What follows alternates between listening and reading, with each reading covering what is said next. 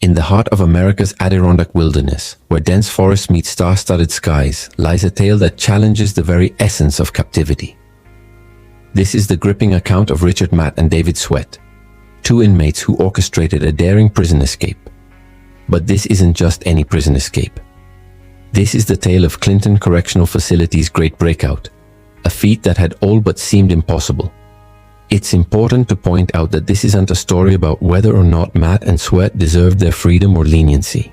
The justice system handled their sentencing, but this is a story about how they managed to achieve what was deemed impossible by everyone else.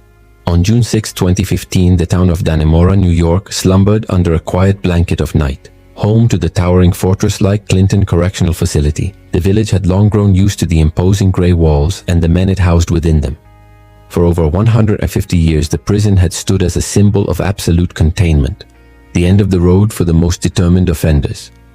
Escape? Impossible. Or so they thought.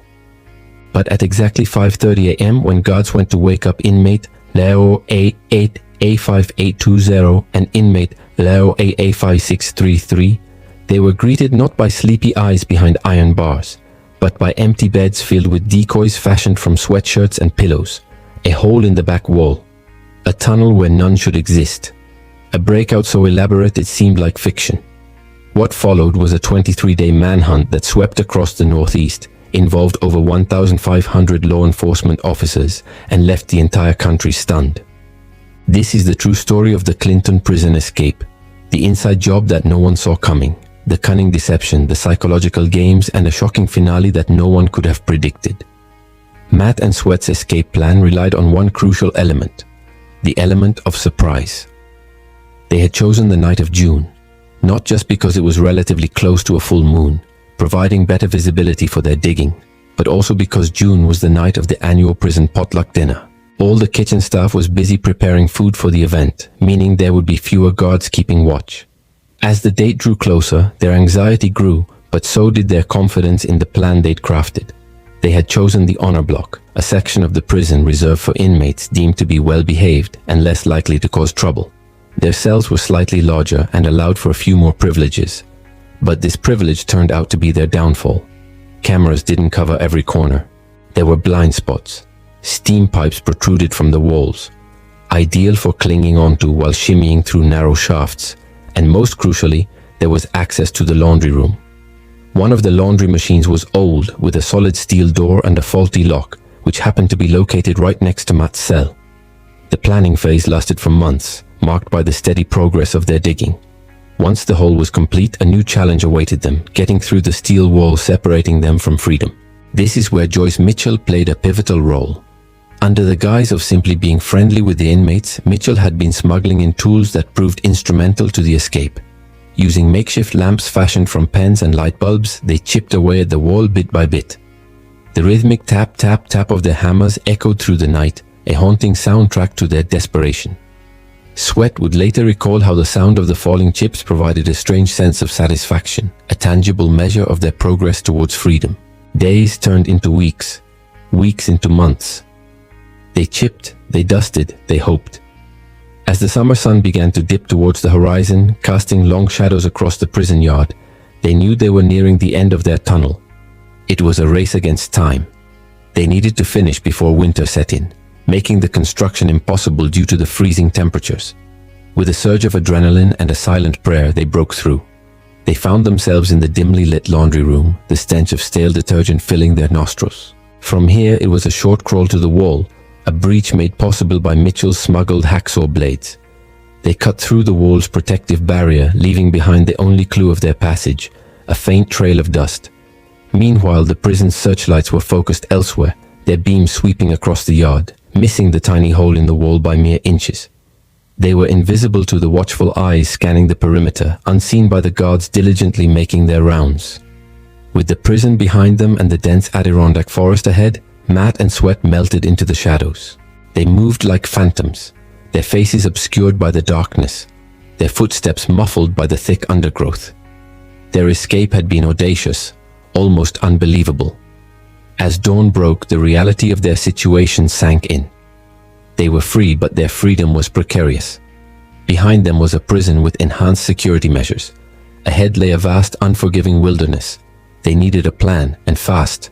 Over the next few days, Matt and Sweat survived on a diet of stolen goods, raiding cabins in search of food, water, and clothing. They slept in the open, seeking refuge in the hollows of trees or beneath the starlit sky. The forest, once their sanctuary, began to feel like a cage. The towering trees closing in, the rustling leaves whispering secrets of their pursuers. Sweat, ever the strategist, advocated for silence, but Matt, driven by bravado or perhaps desperation, kept leaving behind a trail of evidence. He raided cabins during the day, broke into sheds, leaving behind fingerprints and discarded clothing. It was a mixture of boldness and carelessness that baffled investigators. They had expected the inmates to remain hidden, conserving energy, avoiding detection. Instead, they were making themselves visible, almost taunting the authorities. By June 23rd, the media frenzy surrounding their escape was at its peak. Every rustle in the bushes, every footprint in the mud generated a flurry of activity. Investigators scoured the area, but the woods were vast and the inmates elusive. They slipped through the dragnet set up to capture them, their movements guided by instinct and Sweat's detailed knowledge of the terrain. They were playing a deadly game of cat and mouse, and for now they were winning. But the turning point came unexpectedly. On June 26, 2015, the two escaped convicts were spotted near the town of Malone, New York, approximately 30 miles from the Canadian border. They had been tracked down. This was due in part to their own recklessness, but also to the efforts of hundreds of law enforcement personnel who had been scouring the area day and night. It was a massive manhunt, one of the largest in recent New York history. The odds were now stacked against them. 2 days later, on June 28, troopers approached the spot where Sweat had been sighted. The area was dense, the vegetation thick and thorny. It was difficult terrain, even for the trained troopers. But they pressed on. They had to. Public pressure was immense, and the potential danger posed by the inmates loomed large. Suddenly, Sergeant J. Cook, a state trooper with extensive experience in tracking, spotted a movement in the brush. He crouched lower, trying to get a better look. What he saw was unexpected. It was David Sweat, the second escaped convict. What happened next is a testament to both the desperation of the situation and the humanity of the trooper. Sweat, clearly exhausted and disoriented, froze when he heard the command to halt. He hesitated for a moment before starting to run. Cook reacted instantly. Despite the risk, Cook decided not to shoot. He wanted to keep Sweat alive. His hope was that having both inmates in custody would make it easier to discover the full extent of their escape plan and perhaps uncover any accomplices on the outside. The decision paid off. Following a brief chase, Sweat was captured and taken into custody. He was disoriented, hungry, thirsty and dirty, but alive. During the interrogation that followed, Sweat revealed the depth of his planning and the sophistication of their escape. He spoke of the meticulous effort, the sacrifice, and the lengths they had gone to stay one step ahead of the authorities. He confessed to the audacious plan they had hatched, the tunneling, the intricate maps, the secret signals. But he also revealed something more. A surprising twist to the tale. This wasn't their first attempt. They had considered escaping together before, but Sweat had been caught and sent to solitary confinement, ending the first attempt at the escape. Upon his return to the general population, he met up with Matt and the planning began anew. The Clinton prison escape remains a stark reminder of the limits of security. No matter how strong the walls or how vigilant the guards, the human element can always be breached. The escape was a testament to the sheer will of two men who refused to be confined. It was a display of resourcefulness, determination, and the power of the human spirit in the face of seemingly insurmountable odds.